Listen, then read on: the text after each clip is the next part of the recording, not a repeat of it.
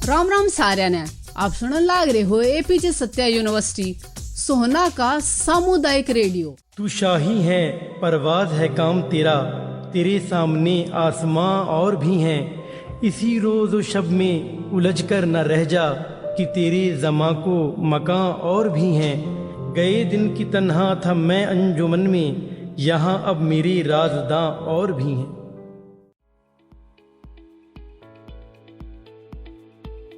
नमस्कार दोस्तों, आप सुन रहे हैं रेडियो सत्यवानी 88.4 मेगाहर्ट्ज पर मेरे यानी आरजे शैली के साथ। दोस्तों, क्या आपको पता है लाइफ में सही समय पर सही फैसला कैसे लिया जाए, किस जगह पर क्या बोलना है और अपने कम्युनिकेशन स्किल्स को कैसे चमकाना है। जी हाँ, ये सब कमाल है लाइफ स्किल्स का। और जब इस सब्जेक्ट पर गहराई से रिसर्च की जाए तो इसकी बारीकियां हमारी पूरी जिंदगी बदल देती हैं। आज हमारे स्टूडियो में एक ऐसी शख्सियत मौजूद है जिनके आगे बढ़ने का जुनून सरकारी नौकरी लगने के बाद भी नहीं रुका। वेस्ट बंगाल के रहने वाले और पेशे से गवर्नमेंट टीचर कैश खान ने सीखने की इस परिभाषा को सच कर दिखाया। पढ़ाई की कोई उम्र या सीमा नहीं होती। आज वो एपीजे सत्या यूनिवर्सिटी में इसी लाइफ स्किल विषय पर अपनी पीएचडी की रिसर्च कर रहे हैं। तो चलिए आज की इस बेहद खास बातचीत की शुरुआत करते हैं। सर, सबसे पहले आप अपना इंट्रोडक्शन दीजिए। मेरा नाम कैश खान है जी। मैं वेस्ट बंगाल में टीचर हूँ गवर्नमेंट एडेड स्कूल में, और करेंटली एपीजे सत्या यूनिवर्सिटी में पीएचडी स्कॉलर हूँ जी। आज मेरी सेकेंड डीआरसी थी। 6 मंथली रिपोर्ट सबमिट किया मैंने जी। मेरा एरिया ऑफ रिसर्च है life skill development among school student through social science content in West Bengal जी। तो लाइफ स्किल के बारे में बोलने से पहले मैं थोड़ा इसके बैकग्राउंड में जानना चाहूँगा कि ये वेस्ट बंगाल में 2025 से अडॉप्ट हुआ है जी। जुलाई से। उसके पहले हमारे वहाँ पीकॉक मॉडल होता था जो 5 एरियाज़ पे काम कर रहे थे, पार्टिसिपेशन वगैरह थे। बट एनईपी 2020 में 21st सेंचुरी स्किल की बात जो कही गई थी, इसको लेकर के हमारे स्टेट में लाइफ स्किल को अडॉप्ट किया गया जी। और करेंटली वहाँ language, science, mathematics and social science subjects पे एक्सपेरिमेंट बेसिस पे ये भी चल रहा है। तो ये एक अच्छा अपॉर्चुनिटी मेरे लिए कि मैं इसे और एक्सप्लोर कर पाऊँ और अपने स्टेट को कुछ कंट्रीब्यूट कर पाऊँ। और एपीजे को चुनने का रीज़न भी यही था क्योंकि नॉर्थ इंडिया में लाइफ स्किल बहुत पहले से ही इम्प्लीमेंटेड हो चुका है स्कूल लेवल और कॉलेज लेवल पर। तो एक एक्सपोज़र मुझे यहाँ मिलेगा जिसको मैं अपने स्टेट में इम्प्लीमेंट करके कुछ फ्रूटफुल वहाँ पे कर पाऊंगा, बच्चों के लिए कुछ कंट्रीब्यूट कर पाऊंगा, साथ में सोसाइटी के लिए भी कंट्रीब्यूट कर पाऊंगा। आप एपीजे सत्या यूनिवर्सिटी से पीएचडी कर रहे हैं, तो आपको यहाँ अभी तक कैसा क्या एक्सपीरियंस लगा? टीचर का आपको कैसा सपोर्ट मिला? टीचर्स तो नो डाउट बहुत अच्छे हैं जी। मेरे स्कूल ऑफ एजुकेशन में आनंद सर जी और विजय सर तो मेरे गाइड हैं ही। इन दोनों के बारे में जितना कहा जाए शायद वो कम होगा। Unfailing support 24/7 over the phone. चूँकि मैं एक डिस्टेंस पे यहाँ से 1500 किलोमीटर दूर एक डिस्टेंस पे मैं रहता हूँ जी, तो मेरे लिए पॉसिबल नहीं है। बट 6 महीने में जो डीआरसी होती है तब आना अच्छा लगता है, एक्सप्लोर करना। एक वापस से मैंने जॉब में रहते हुए खुद टीचर होते हुए स्टूडेंट लाइफ में बैक करने का मुझे एक मौका मिला एपीजे में एडमिशन लेकर के जी। तो वो बीइंग अ टीचर एक स्टूडेंट होने का भी जो एन्जॉयमेंट हो रहा है ना वो मिल रहा है। और मैं खुद भी टीचर हूँ और मेरे यहाँ पे जो टीचर हैं तो मुझे बहुत कुछ सीखने भी मिला है अपने टीचरों से जी। इनका पोलाइट बिहेवियर, काम माइंड, कूल बिहेवियर, बिल्कुल मतलब स्टूडेंट सपोर्ट सर्विस इनके लिए आई थिंक प्राइम कंसर्न है जी। तो बहुत कुछ सीखने मिला और मैं इसे कोशिश करता हूँ अपने लाइफ में इम्प्लीमेंट करने के, अपने वेस्ट बंगाल के स्टूडेंट्स को उसी तरह का स्नेह, उसी तरह का सपोर्ट देने का कोशिश करता हूँ जैसा मैं यहाँ पे पाया जी। आप जब एक गवर्नमेंट जॉब आपकी लग गई थी, पहले तो ये बताइए कि आपकी गवर्नमेंट जॉब कितने साल पहले लगी है, दूसरा ये बताइए कि आपने पीएचडी क्यों करना चाहा? मेरा 2009 में मास्टर्स कंप्लीट हो गया था जी। उसके बाद मैं वहाँ वेस्ट बंगाल में ही सुरेंद्रनाथ वो कॉलेज फॉर वुमेन्स में मॉर्निंग सेक्शन में मैं वहाँ पे गेस्ट फैकल्टी था। तो ग्रेजुएशन के स्टूडेंट को पढ़ाता था। चूँकि कुछ रीजंस के वजह से वहाँ कॉलेज सर्विस कमीशंस के एम्प्लॉयमेंट रुके हुए थे 6 सालों से जी। तो उसी वक्त जो है स्कूल सर्विस कमीशंस की ऐड आती हैं। तो चूँकि कुछ उस तरह से गाइड कोई नहीं था और सबके घर में एक गाइड होता है, वो है माँ जी। तो माँ से मैंने कहा कि माँ ऐसा ऐसा बात है, कॉलेज में तो हो नहीं रहा, स्कूल का आया है। तो माँ ने कहा कि ले लो, अभी अप्लाई कर दो, फ्यूचर में कभी अगर मौका मिले तो उसे भी करना, जी। फिलहाल अभी जो आ रहा है सामने उसको एक्सेप्ट करो, शायद इसी से कुछ रास्ता हो। तो मैंने और कुछ सोचा नहीं, बस अप्लाई कर दिया मैंने उस पर। और 2010 में मेरी सिलेक्शन हुई। I stood first in West Bengal जी। In that examination, school service commission examination in eastern region. जी। और चूँकि फ़र्स्ट होने की वजह से पैनल में 1 नंबर पे नाम था, तो अपने पसंद का स्कूल भी, काउंसलिंग सिस्टम है वहाँ पे कि आप अपने हिसाब से जो पसंद हो आपको स्कूल, आपके डिस्टेंस के हिसाब से या आपके रेपुटेशन के हिसाब से, स्कूल के रेपुटेशन के हिसाब से। जी। तो मैंने स्कूल चुना रिषड़ा विद्यापीठ, और वो हिंदी मीडियम वेस्ट बंगाल का one of the largest and most famous school है। और 2018 से हम लोगों को इंग्लिश मीडियम का भी परमिशन मिला वेस्ट बंगाल गवर्नमेंट से। तो पैरेलल 2 मीडियम हम लोगों के चलते हैं। और बीइंग अ टीचर, शायद मैं बहुत लकी हूँ, वो स्कूल मुझे मिला और मैं दोनों मीडियम में ही पढ़ाता हूँ वहाँ पे, बाइलिंगुअल। जी। दोनों सेक्शंस में मेरे क्लास रहते हैं and I am very happy and I am very satisfied with that. जी। तो आपने पीएचडी क्यों चुना? उसके बाद एक और यहाँ पे मैं बोलना चाहूँगा कि एसएससी हमारे स्टेट में जो हुआ 2010 में, मैं लास्ट बैच था जो नॉन बीएड कैटेगरी में हुआ था। हमारे वहाँ पे स्कूल में टीचर्स के लिए उस वक्त तक बीएड कंपलसरी नहीं था, क्योंकि एनसीटी रेगुलेशन जो है, एनसीएफ 2009 जो आया था टीचर एडुकेशन के लिए, वो इम्प्लीमेंट होते हुए भी हमारे वहाँ स्टेट में कुछ रिस्ट्रेंट्स के वजह से वो इम्प्लीमेंट नहीं हुआ। तो मेरा लक कहिए या कुछ भी, तो नॉन बीएड कैटेगरी में मैं लास्ट था। मेरे बाद जितने सिलेक्शन हुए वो बीएड से हुए।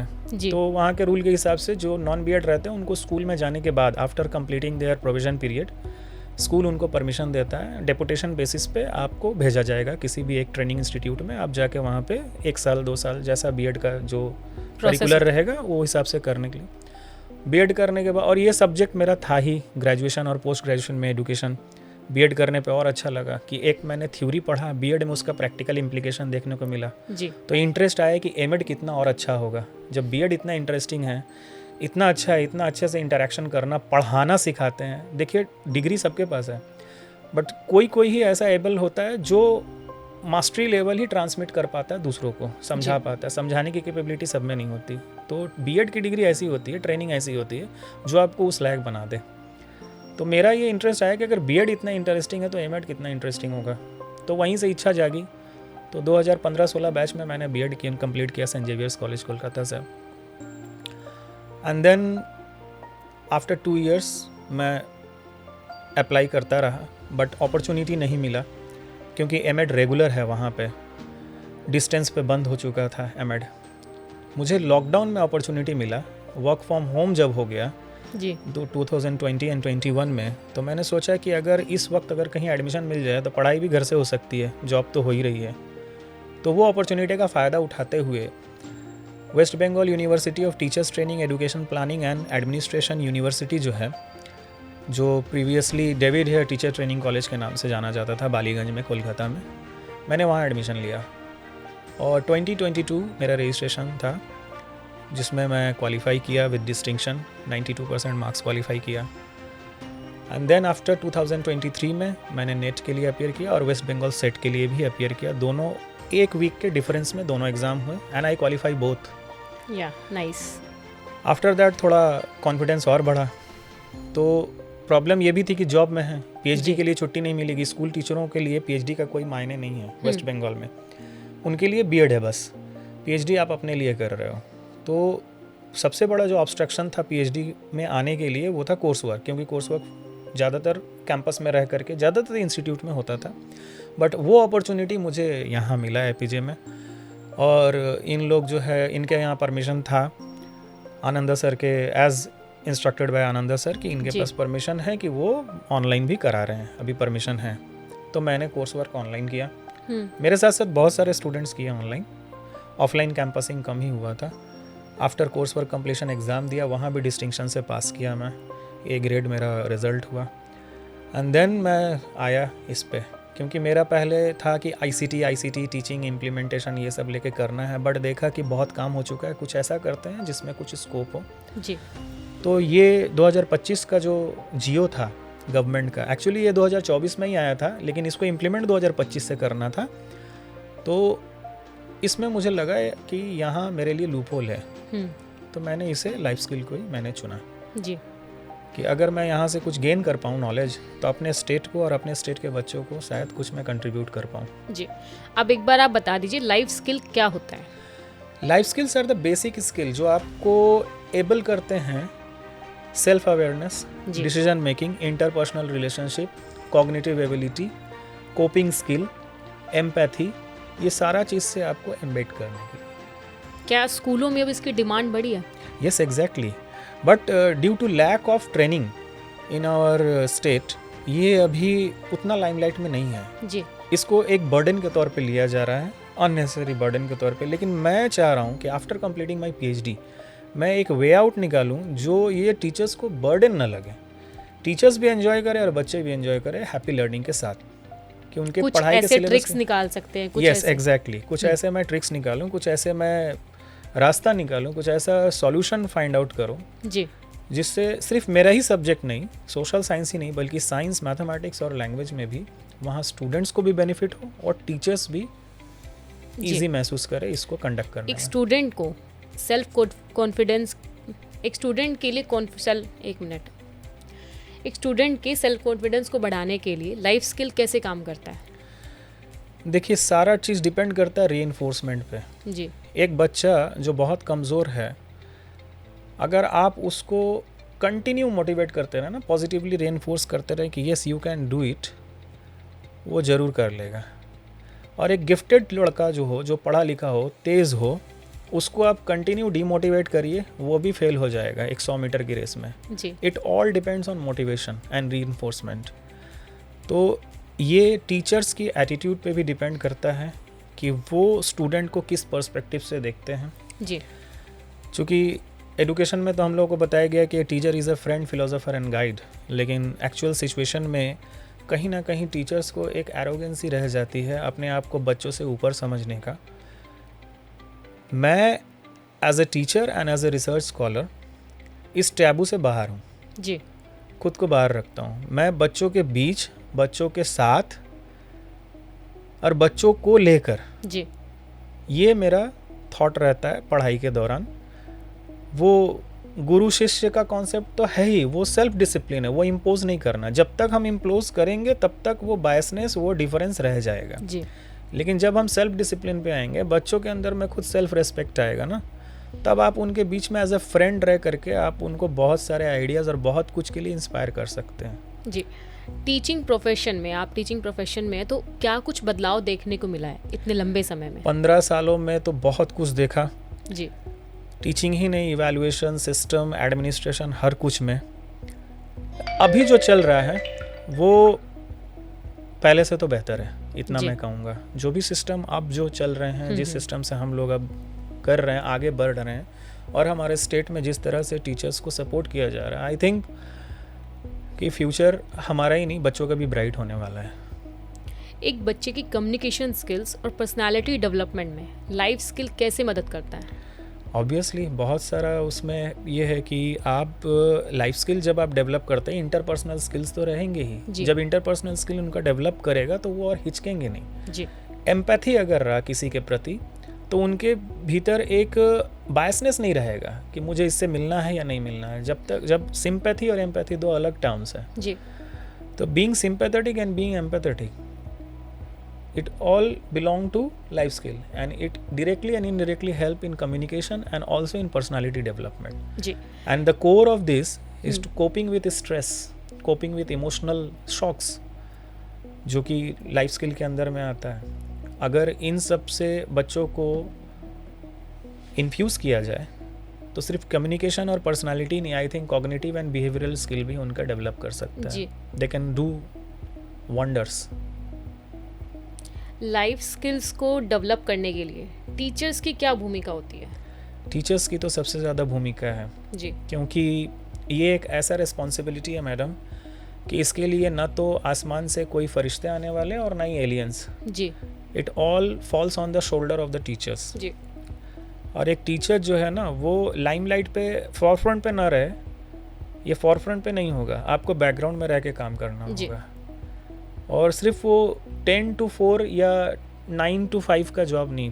Teaching is a 24/7 job. जब आप घर भी आते हो, आपको कल क्या करना है, कितने क्लासेस हैं, उनका सारा तैयारी करना, लेसन प्लान करना पॉसिबल नहीं है, लेकिन कोशिश करने से भी कुछ नुकसान नहीं है. जी. एक स्टूडेंट अपनी लाइफ स्किल्स को डेवलप करने के लिए क्या कुछ कदम उठा सकता है? इंटरपर्सनल स्किल है मैडम, डिसीजन मेकिंग स्किल है, critical thinking and creative thinking है. जो बच्चे पढ़ाई में तेज़ नहीं हैं उनका देखिए क्रिएटिविटी भी अच्छा होता है. ज़रूरी नहीं कि इंटेलिजेंट बच्चे जो हैं वो पढ़ाई की तरफ, वो इंटेलिजेंट वो भी होते हैं जो अच्छा ड्राइंग, अच्छा सिंगिंग, अच्छा एक्टिंग, अच्छा डांसिंग. तो प्रतिभा पहचानना और प्रतिभा पहचान करके उसको बूस्ट करना, दिस इज़ लाइफ स्किल. जी. आप बेसिकली सोशल साइंस के लिए काम करेंगे. यस. तो सोशल साइंस में इसकी क्या इम्पोर्टेंस है, कैसे काम करेगा, क्या कुछ बदलाव आएगा, क्या कुछ आपका मोटिव है? सोशल साइंस 15 सालों में एक चीज़ देखा मैम, वहाँ पे स्टोरी टेलिंग मेथड से ज़्यादा यूज़ किया जाता है. Lecture method, story telling method, reading method social science पढ़ाने के लिए. बहुत फ्यू टीचर्स हैं जो डेमोन्स्ट्रेशन मेथड पे जाते हैं. लाइफ स्किल एनहांस्ड या लाइफ स्किल बेस्ड कंटेंट जो है ना पार्टिसिपेटरी रहेगा. वहाँ बच्चे माने सिर्फ डेमोन्स्ट्रेशन और लेक्चर नहीं, बल्कि बच्चों का पार्टिसिपेशन भी रहेगा. बच्चे एक्टिवली पार्टिसिपेट करेंगे उसमें. डिफरेंट रूबरिक्स, डिफरेंट टॉपिक्स हैं जहाँ बच्चे खुद को ड्रामेटाइज वे में, dramatise teaching, simulated teaching, participatory teaching, जहाँ बच्चे खुद उसमें इन्वॉल्व हो करके एक्टिवली, वहाँ आपको लेक्चर नहीं देना होगा कि हाँ ये करना वो करना, 1857 में क्या हुआ, 1947 में क्या हुआ. No, they will do, they will learn. जी. आपको वो मॉड्यूल तैयार करना है और आइडेंटिफाई करना है रूबरिक्स कि कौन सा टॉपिक किस चीज़ को डेवलप करेगा. सेल्फ अवेयरनेस के लिए क्या रहेगा, कॉग्निटिव थिंकिंग के लिए क्या रहेगा, क्रिटिकल थिंकिंग के लिए क्या रहेगा, decision making and problem solving के लिए. अब तक तो ये सब मैथ्स और साइंस में ही ज़्यादातर देखा जाता था, बट सोशल साइंस और लैंग्वेज में भी इसका क्रेज़ बढ़ रहा है. जी. तो इसको उस तरफ भी इम्प्लीमेंट करने की कोशिश, इसी टारगेट से पीएचडी इस टॉपिक पे मैंने आप ले ली. बता रहे हैं कि आप 15 साल से पढ़ा रहे हैं. जी. तो इन 15 सालों में एजुकेशन सिस्टम में, एजुकेशन को लेकर के बच्चों में कितना इंटरेस्ट है, कितना क्या कुछ बदलाव आया है? पहले तो नहीं था उस तरह से, क्योंकि एक सिस्टम अच्छा या बुरा मैं नहीं जानता, बट पास फेल सिस्टम हटा दिया गया था, खास करके गवर्नमेंट स्कूलों में राइट टू एजुकेशन एक्ट के तहत. जो वरदान तो कम, श्राप ज़्यादा साबित हुआ. क्योंकि जब बच्चे बिना फेल किए, मैं ये नहीं कह रहा हूँ कि बच्चों को फेल होना चाहिए, बट फेल सिस्टम उठा देने पे बच्चों को ये समझ में आ गया, इनडायरेक्टली उनका एक परसेप्शन ये हो गया कि मैं चाहूँ पढ़ूँ या ना पढ़ूँ, मुझे फेल तो कोई नहीं करेगा, मैं पास करूँगा. कॉन्फिडेंस, बस ये एक रॉन्ग कॉन्फिडेंस उनके अंदर में आ गया और ये नेगेटिव डेवलपमेंट हो गया, एक बच्चों में नहीं, पूरे सोसाइटी में. और इसको लेकर के नेग्लिजेंस आ गई. जी. तो सिचुएशन ऐसा आ गया मैडम कि क्लास 8 क्वालिफाई करने के बाद जब 9 में आते थे ना, तो उनको ABCD तक नहीं आती थी. वो असली एजुकेशन की महत्व पता चलता था. एग्जैक्ट. रेयरली 2-4 बच्चे ऐसे होते थे पूरे क्लास में. I am not talking about sections, I am talking about class. जी. मतलब 2-3 सेक्शंस मिला करके 2-4 बच्चे ही ऐसे होते थे जो सीरियस रहते थे, जिन हो सकता है उनके घर वाले पेरेंट ये सोच रखते होंगे. जी जी. या उनको ये लगता था कि भले नियम जो भी हो, मेरा बच्चा पढ़ना चाहिए बोल के, जब तक घर वालों का पार्टिसिपेशन ना रहे, उनका साथ ना हो, टीचर अकेला एक हाथ से ताली नहीं बजता. बिल्कुल बिल्कुल. क्योंकि हमारे वहाँ 10 to 4 है सिस्टम, तो बाकी के जो 18 घंटे जो है ना, वो बच्चा घर पे ही रहता है या माता पिता के साथ ही रहता है. जी. तो उनका पार्टिसिपेशन सबसे ज़्यादा ज़रूरी था, जो कि कम ही देखने को मिलता था. बट लाइफ स्किल आने के बाद मैंने प्रीवियस ईयर 2025 से ये ऑब्जर्वेशन में आया है कि हर फील्ड में कहीं ना कहीं बच्चों को इन्वॉल्व किया जा रहा है, प्रोजेक्ट मेथड में, प्ले मेथड में, हर फील्ड में, और एक्टिव पार्टिसिपेशन किया जा रहा है, जिसमें गार्जियन भी आ रहे हैं. PTM रेगुलर हो रहा है, जिसमें गार्जियन हर एक इंटरवल पे, हर एक एग्ज़ाम के बाद वो आकर के टीचर से मिलना, उनका बच्चों का पेपर देखना, उनका प्रोग्रेस क्या है, उनका बिहेवियर, उनका डिसिप्लिन, सेल्फ डिसिप्लिन, ये सारा चीज़, और ये सारा चीज़ से गार्जियंस को अवगत कराना और गार्जियंस का हेल्प लेना और गार्जियन को हेल्प करना जी। कि बच्चों को डील कैसे करना है, क्या करना है। जी, आप कोई अलग से बच्चों के लिए कैंपेन भी चलाते हैं, कोई वर्कशॉप्स भी लगाते हैं? अभी फ़िलहाल तो अलाउड है नहीं गवर्नमेंट की तरफ से जी। कि अलग से हम लोग कुछ करें, और अगर करना भी हुआ तो that would be non profitable, जी क्योंकि ये हम लोगों का एक माने कह सकते हैं स्टैट्यूट है वेस्ट जी। बंगाल में कि being a government employ you can not run your extra something like that, और वो भी अगर आपको करना है फॉर सोशल सर्विस, समाज सेवा के लिए, तो वो विदाउट फाइनेंशियल। तो बिल्कुल। अभी फ़िलहाल तो मैं नहीं इन्वॉल्व हूँ। कुछ साल पहले तक मैं रेमेडियल टीचिंग दिया करता था कुछ ऐसे बच्चों को जो बैक बेंचर्स थे, जो थोड़ा लर्निंग डिसेबल्ड थे, और उसका रिज़ल्ट भी अच्छा मिला कि 2-3 महीने के ट्रेनिंग में वो बच्चे बोर्ड क्वालिफाई कर गए। जो बच्चे 2 साल से बैक पा रहे थे, उनके पीछे मैंने अगर 2-3 महीने मेहनत किया रेमेडियल का, तो बोर्ड क्वालिफाई कर गए वो जी। लेकिन अभी जब से एनरोल्ड हूँ वक्त नहीं मिलता, और इसके अलावा भी बहुत सारी एंसिलरीज ड्यूटीज़ होती हैं being a teacher in government institute, जैसे इलेक्शन ड्यूटी है, सेंसस ड्यूटी है, जी जी। तो टाइम अलाउ नहीं हो पा रहा, और कुछ पारिवारिक फैमिलीज भी, तो फैमिली टाइम भी इम्पोर्टेंट यस, है। लेकिन नियत में तो है कि अगर टाइम मिले आफ्टर कंप्लीटिंग माय पीएचडी जी। तो ज़रूर मैं वापस से वैसा रेमेडियल एक्स्ट्रा कुछ करना चाहूँगा जो नॉन प्रॉफिटेबल हो, गरीब बच्चों के लिए, जेंडर बायसनेस से बाहर और रिलीजियस और कास्टिज्म से भी बाहर, बिल्कुल। Free to all. अब हम एक बार बात कर लेते हैं कल्चर की। आप वेस्ट बंगाल से हरियाणा में आए हैं, जी। तो आपको कैसा क्या कुछ बदलाव लगा एनवायरनमेंट में, बोलचाल में, क्योंकि लैंग्वेज बैरियर भी आता है, तो कैसा क्या आपको बदलाव लगा? जियोग्राफिकली डिफरेंट है जी। एंड सोशियो कल्चरल डिफरेंसेस भी है, लेकिन इमोशनली अगर कहें तो यहाँ आने के बाद, एपीजे आने के बाद मुझे नहीं लगता कि मैं घर से दूर हूँ। It's like next home to me. But फिर भी जो ऑब्जर्वेशंस है, जैसे लैंग्वेज बैरियर्स, जी। इसके अलावा फूड हैबिट्स, क्योंकि हमारे बंगाल में फ़िश कंजम्पशन ज़्यादा है और यहाँ पर वेज ज़्यादा है, वेज। ये चीज़ डिफरेंसेस, कल्चरल डिफरेंसेस भी हैं। हमारे यहाँ वेस्ट बंगाल में अभी पर्दा सिस्टम अब नहीं रहा, जी। ये 200 साल पहले ही विद्यासागर, राजा राम मोहन रॉय इसके अगेंस्ट में लड़े और इसको उठाए वहाँ के कल्चर से। बट यहाँ एक फ्रेंड मेरा यहीं पास में ही रहता, ज़्यादा दूर नहीं, यहाँ से 3 किलोमीटर पे, उसके साथ मैं घूमने गया तो मैं एक बार ऑब्ज़र्व किया, देखा कि वहाँ खेतों से फसलें काट करके महिलाएं आ रही थी और उनके चेहरे पे घूंघट था। जी। तो वो मुझे बैकवर्डनेस की निशानी नहीं लगी, बल्कि मुझे पता नहीं क्यों एक संस्कार दिखा मुझे वहाँ पे। जी। इसको लोग अलग अलग नज़रिए से देख सकते हैं, बट मुझे वो संस्कार दिखा और अच्छा लगा कि जो आज सोसाइटी उसे बैकवर्डनेस कह करके हटा दे रहा है, हरियाणा में लोग उसे पकड़ के उस कल्चर को लेके अभी भी निभा रहे हैं। जी।